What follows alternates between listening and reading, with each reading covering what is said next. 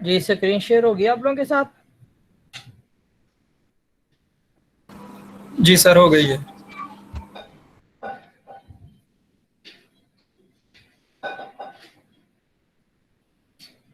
Clear नजर आ रहा है? नो सर, ये तो बहुत दफ़ा स्क्रीन शेयर हो गई है। बहुत दफा हो गई है जी सर। सर मतलब यार। आज इन्होंने ना वो किया है, इसको अपडेट किया है, तो वो समझ नहीं आ रही कि इन्होंने अब किया क्या है सिस्टम को ना। तो समझ नहीं आ रही, मेरे तो समझ के बाहर है ना। हाइड करें तो वो बहुत ही आई जा रही है। एक मिनट है, मैं जरा इसको स्टॉप करता हूँ।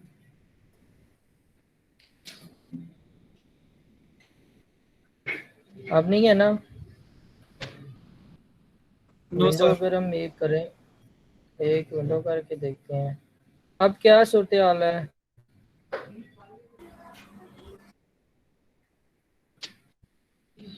अब ठीक है? जी सर, अब ठीक है। ओके ठीक है जी, स्टार्ट करते हैं जी। तो ये हम स्टार्ट करना है, यहाँ पे केमिकल प्रॉपर्टीज हैं। किसकी कर रहे थे भला? अल्केन की। ठीक हो गया। पहले हम देखते हैं the C H and C H bond are strong bond. ये आपको पता है कि इसमें कार्बन की जो वैलेंसी है, एक मिनट पावर पॉइंट पे लेके जाना है। तो ये है। अब ठीक है, क्लियर हो गया?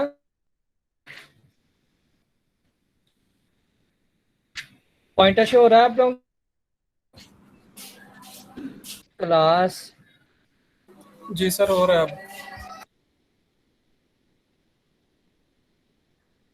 अच्छा, इसमें ये सबसे पहला पॉइंट है, उसकी रीजन ये है कि यहाँ पे कोई भी आपके पास जो है वो पाइप का नहीं आ रहा, सारे के सारे सिग्मा है। तो इस वजह से ये आपका जो है ना वो बॉन्ड स्ट्रॉन्ग हो गया। This explain why alkane do not react with acid अल्कीज oxidising and reducing agent eight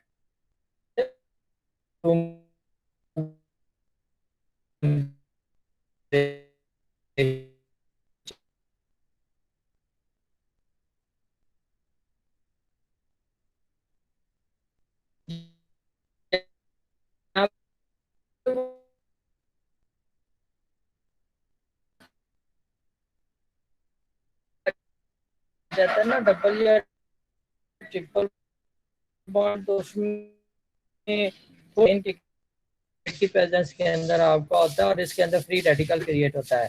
तो ये आपके पास है CH4। पहले अगर हम इसके एग्जांपल लें तो ये आपकी यूवी लाइट है, या आप इसको थोड़ा सा हीट करें तो एक इसमें से आपका क्या है, CH4 के में से एक आपका हाइड्रोजन रिमूव होगा और इसकी जगह पे एक क्लोरीन हो जाएगा। फिर आगे नेक्स्ट स्टेप के अंदर, फर्स्ट स्टेप में ये आपके पास CH3Cl आ गया ना, फिर क्लोरीन के प्रेजेंस के अंदर एक और यहाँ से हाइड्रोजन होगा, दो हाइड्रोजन यहाँ पे ला गए तो ये डाइक्लोरोमीथेन आ गई। अब एक और मालिक्यूल आपका Cl का आएगा तो ये ट्राइक्लोरो होगी और एंड पे ये आपके पास आ जाएगा टाटा क्लोरो की फॉर्म में। क्लियर है कि स्टेप बाय स्टेप आपका in the presence of UVR heat जो है आपका ये प्रोसेस होगा, और इसको हम क्या कहते हैं, halogenation, addition of halogen. Clear हो गया? Ethane and higher alkanes react with chlorine in a similar way and all possible substitution product are obtained। कि ये ना आपके पास इसमें आपका क्या होगा, हायर अल्केन जो है ना, इथेन या हायर, हमने वहां पे मीथेन की एग्जांपल देखी थी।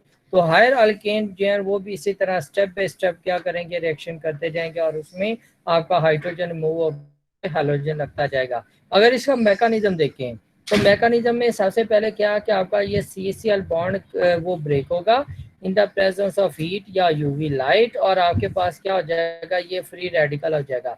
ये फ्री रेडिकल जो है ना ये क्रिएट स्टार्ट कर देगा आपका चेन रिएक्शन।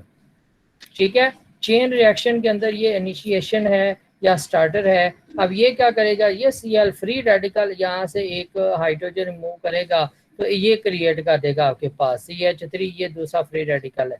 फिर ये आपस में मिलेंगे तो ये आपके पास क्या हो रहा है, स्टेप बाय स्टेप आपका क्या है कि इसके अंदर ये ये यहाँ पे CH4 था तो एक यहाँ से निकल के ये आपके पास HCl आ गया।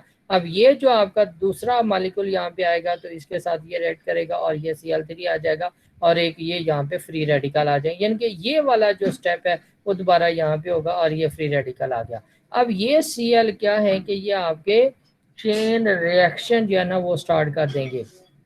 अगर आपने रिएक्शन को स्टॉप करना है तो ये जैसे यहाँ पे ये Cl क्लोराइड ये आपका फ्री रेडिकल है, क्लोरीन का जो फ्री रेडिकल है, तो इसी के साथ एक और आप रिएक्शन मालिक्यूल मिला दें तो ये मिल जाएगा, तो ये आपका Cl2 बन जाएगा और रिएक्शन आपका स्टॉप हो जाएगा। क्लियर हो गया।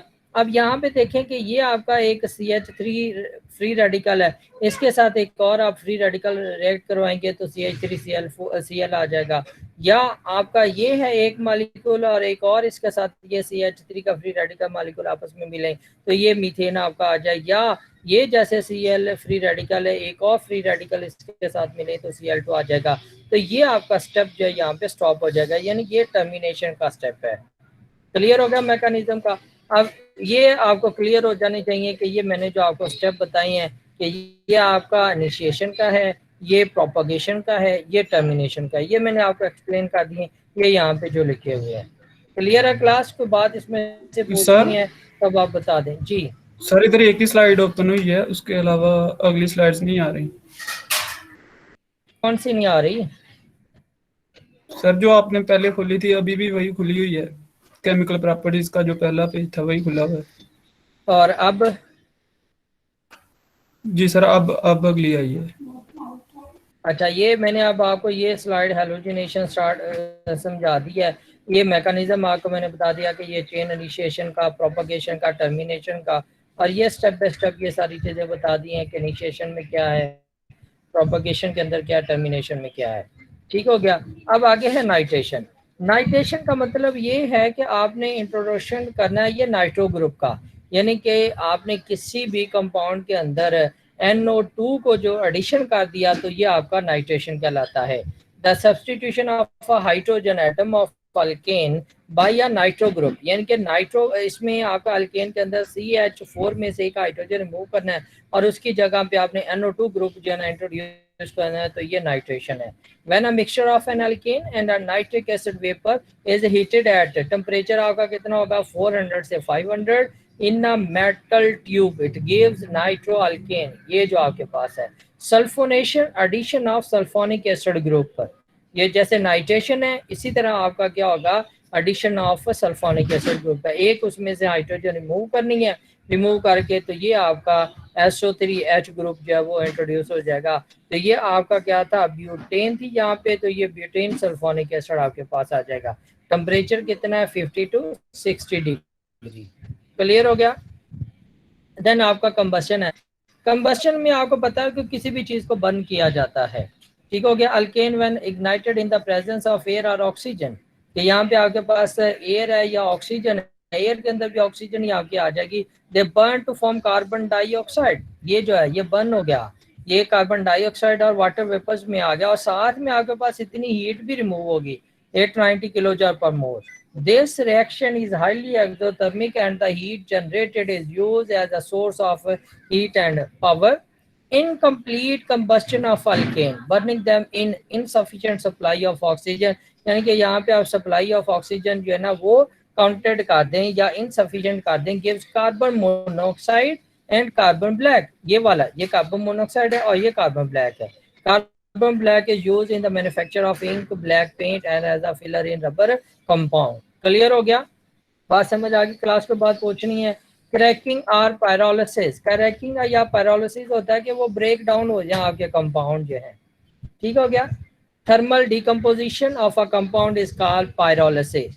थर्मल डिकम्पोजिशन, हीट करके किसी भी कंपाउंड को डिकम्पोज करेंगे आप, तो ये प्रोसेस है पायरोलिसिस कहते हैं और इसके लिए टेम्परेचर आपका जो है वो 500 to 800 है। However, in the presence of a catalyst, finely divided silica alumina reaction can be carried out at low temperature, कि अगर आप वैसे हीट करें तो वो टेम्परेचर आपका होना चाहिए 500 to 5 से 800 तक, और अगर आप कैटालिस्ट यूज करेंगे तो ये आप लो टेम्परेचर के अंदर भी पायरोलिसिस का प्रोसेस या क्रैकिंग का कर सकते हैं। ये कैटालिस्ट की मौजूदगी में करेंगे तो उसे हम क्या कहते हैं, कैटालिटिक क्रैकिंग। ये जैसे कंपाउंड है, इसको 500 तक हीट किया तो ये देखें यहाँ से हाइड्रोजन ये आपकी रिमूव हो गई, तो ये डबल बॉन्ड। इसके अलावा भी बॉन्ड इसके अंदर ब्रेक हुए तो ये आपके पास CH4 हो गया। क्लियर हो गया। अब ये आपके पास कंपाउंड है, इसी तरह इसमें ये आ गया कंपाउंड, ये भी आ सकता है, ये भी आएगा, ये भी हाइड्रोजन निकल जाएगी। Pyrolysis serve two important purposes. It convert less volatile, less volatile, ये हायर है ना तो ये लेस वोलाटाइल, जितना छोटा होता जाएगा इतना ज्यादा वोलाटाइल होगा। Higher alkane to more volatile, smaller alkanes which are used as motor oil, motor fuel, and to alkanes which are useful starting material for petrochemical. Clear हो गया, समझ आ गई। तो ये दो पर्पसेस हैं जिनके लिए हम पेरोलिसिस का प्रोसेस करते हैं। आइसोमराइजेशन, आइसोमराइजेशन क्या होता है कि एक आइसोमर वैसे क्या होता है कि आपका जो है वो स्ट्रक्चर अरेंजमेंट डिफरेंट हो और वो सिंपल मॉलिक्यूलर फार्मूला जो आपका वो सेम हो, यानी कि जो स्ट्रक्चर फार्मूला डिफरेंट आ जाए आपका और मॉलिक्यूलर फार्मूला सेम हो जाए तो उसे हम आइसोमराइजेशन कहते हैं। क्लियर हो गया। तो ये देखें कि ये आप जो है a molecular rearrangement of one isomer into a mixture containing one or more than one isomer is called isomerization. Isomerization is employed in reforming straight chain, ये जो straight chain है, alkane into branch in hydrocarbon, ये जो branch आपके हैं, which render them as a bitter fuels. For example, N-butane isomerizes to isobutane. Clear हो गया, बात समझ आ गई कि ये होगा process in the presence of catalyst.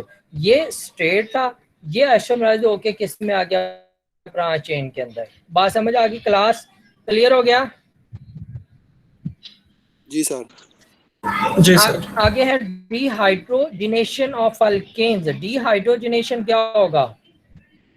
Dehydrogenation, hydrogen का निकालना। जब हाइड्रोजन निकलेगी तो अंडरस्टूड है कि अल्केन के अंदर तो फिर डबल बॉन्ड ही आना है। In the presence of catalyst, alkane can be dehydrogenated in the presence of suitable catalysts such as chromium dioxide, vanadium pentoxide, and at high temperature. The dehydrogenation of N-butane to butenes occur at 550 to 660 in the presence of chromium oxide as a catalyst.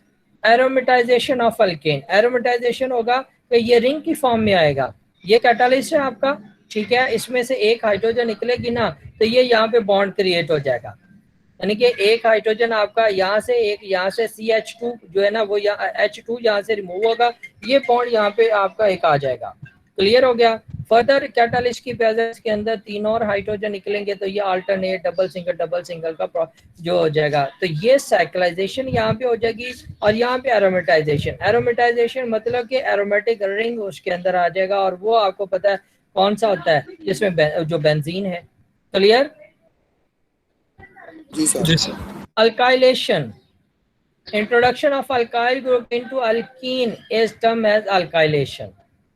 Alkyne ये जो आपकी है, alkene react with alkane in the presence of Lewis acid like AlCl3H2SO4 to form large alkane। ये है ना आपके पास in the presence this। तो ये जो बॉन्ड है अब ये ब्रेक होगा, ये जो डबल बॉन्ड है तो ये इसके साथ बॉन्ड बना लेगा। ये देख लें, यही है कि ये यहाँ पे आपका बॉन्ड ब्रेक होगा तो ये इसके साथ यहाँ पे बॉन्ड आ जाएगा। क्लियर हो गया। ये शिफ्टिंग ऑफ हाइड्रोजन यहाँ पे फिर आपके पास आ जाएगी, क्योंकि यहाँ पे तो ऑलरेडी जो है ना आपके कितने हैं, कार्बन के साथ 4 बॉन्ड है ना, तो ये एक शिफ्टिंग आपकी हाइड्रोजन की यहाँ पे हो जाएगी, ये बॉन्ड ब्रेक होगा तो ये फिर इसके साथ बॉन्ड बना लेगा। क्लियर हो गया, बात समझ आ गई? अल्काइलेशन। जी क्लास? Yes sir. ठीक है, ये इसकी सारी वो लिखी हुई है किस तरह होगा, इसको वो नॉकिंग वगैरह कम करने के लिए फिर यूज करते हैं। Normal alkane donate and cause knocking of the engine and are bad fuel. The branch chain alkanes give a relatively smooth performing when burnt in the internal combustion engine of motor car and are accident fuel। यानी कि जो ये जो चीज़ है ना, ये अब आप करेंगे ना तो इसके अंदर फिर नॉकिंग का प्रोसेस आपका कम हो जाएगा, यानी कि इंजन के अंदर पे आवाज़ जो है ना वो फिर नहीं आती। क्लियर हो गया, बात समझ आ गई? तो ये आपका है जी। ऑक्टेन नंबर क्या होता है? cracking, isomerization, dehydrogenation and alkylation improve the quality of motor fuels। Clear हो गया। ये रिएक्शन की समझ आ गई कि ये जो रिएक्शन आपके क्या करते हैं, क्वालिटी ऑफ मोटर फ्यूल जो है ना वो इम्प्रूव करते हैं। द नॉक प्रॉपर्टी या knocking property of various gasoline या petrol is measured in the term of octane number 2,2,4 trimethyl pentane with no tendency to knock is assigned the octane number 100, and N-heptane that cause great knocking is assigned the octane number 0. The octane number of a particular gasoline is that percent of 2,2,4,6 trimethyl pentane in a mixture of this and this, which gives equivalent knock perform. ठीक हो गया, यानी कि जितनी आपकी ये branch बढ़ती जाएगी उतना ज्यादा फिर आपका वो ऑक्टेन नंबर बेटर होता जाएगा। For example, the knock performance of a given example of gasoline is found to be same as that of mixture of 42% this and 58% heptane. The octane number of gasoline therefore is 42. जितना ये होगा ना ये आपका उतना ही आपका octane number होगा। यहाँ पे ये 42% है इसके अंदर, तो इसका ऑक्टेन नंबर 42 आ गया। केमिस्ट्री ऑफ साइक्लोएल्केन जी, यहाँ तक बात पूछिए तो बताएं। Class no sir.